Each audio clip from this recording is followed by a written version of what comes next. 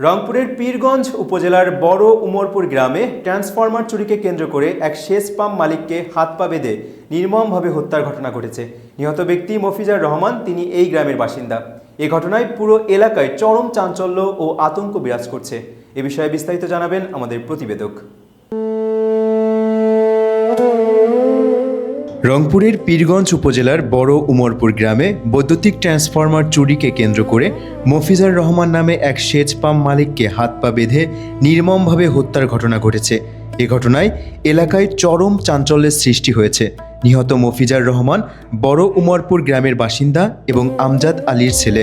পরিবার সূত্রে জানা যায়, তিনি প্রতিদিনের মতো নিজের সেচ পাম্প পাহারা দিতে রাতে তাতালপুর শালবাগানের পাশের পাম্পে অবস্থান করছিলেন। এ সময় দুর্বৃত্তরা ট্রান্সফরমার চুরি করতে এসে তাকে হাত পা বেঁধে নির্মমভাবে হত্যা করে ট্রান্সফরমার নিয়ে পালিয়ে যায়। পরদিন সকালে স্থানীয়রা সেচ পাম্প এলাকায় তার মরদেহ দেখতে পেয়ে বিষয়টি পুলিশকে জানায়।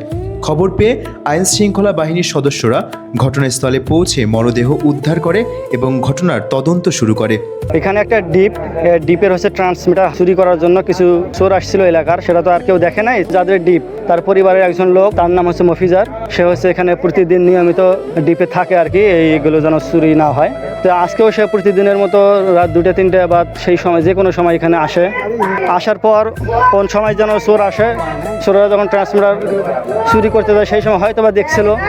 দেখার কারণে চোররা তাদের নিজেদের নিরাপত্তার জন্য তাকে নৃশংসভাবে তার হাত পা বেঁধে রাত 2-3 অথবা তার একটু পর যে কোনো সময় তাকে হত্যা করে ট্রান্সমিটার নিয়ে গেছে। স্থানীয়দের দাবি, এলাকায় দীর্ঘদিন ধরে ট্রান্সফরমার ও বৈদ্যুতিক মালামাল চুরির ঘটনা ঘটলেও কার্যকর ব্যবস্থা না নেওয়ায় অপরাধীরা বেপরোয়া হয়ে উঠেছে। নিয়মিত এই ডিপ ট্রান্সমিটার না হারায় সেজন্য সে এখানে ডিপটা আঁকড়ে। আমার যতটুকু ধারণা, আমি এখানে দেখলাম ওই ছাদের উপরে যে ফুটে দিয়ে পাইপ তোলা নামা করা হয়, ওটা দিয়ে একজন মনে হয় ঢুকছে। ঢোকার মতন গেট খুলছে, খোলার পর কয়েকজন ঢুকছে, কিন্তু সে শক্তিশালী, হয়তো তার সাথে ঘোরাপালা করার পর তাকে অনেকে আঘাত করার পর তাকে বেঁধে রাখা হয়। বেঁধে রাখে ট্রান্সমিটারটা নিরিবিলিভাবে, মানে 2-1 ঘন্টা সময় লাগে ওখানে।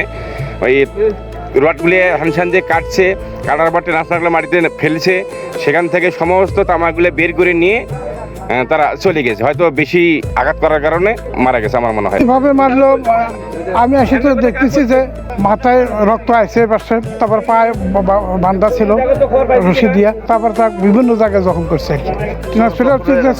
চক্রিটা মারছে আর কি, তাছাড়া ওই ছেলের কোনো শত্রু বা কোনো কিছু নাই। এই হত্যাকাণ্ডের পর এলাকা জুড়ে আতঙ্ক বিরাজ করছে। নিহত মফিজার রহমানের পরিবারে 2 ছেলে ও 1 মেয়ে রয়েছে। তার আকস্মিক ও মর্মান্তিক মৃত্যুতে পরিবারে নেমে এসেছে শোকের ছায়া। স্বজনদের আহাজারিতে ভারী হয়ে উঠেছে পুরো এলাকা। এই ঘটনায় জড়িতদের দ্রুত শনাক্ত করে দৃষ্টান্তমূলক শাস্তির দাবি জানিয়েছেন স্থানীয়রা। পরবর্তী সংবাদ দেখার আমন্ত্রণ জানিয়ে শেষ করছি এখনকার চিপ টিভি সংবাদ। দেশ বিদেশের সব গুরুত্বপূর্ণ খবর সবার আগে পেতে চোখ রাখুন আমাদের ওয়েব পোর্টালে। এছাড়া ফলো করুন চিপ টিভির অফিসিয়াল ফেসবুক পেজ এবং ইউটিউব চ্যানেল।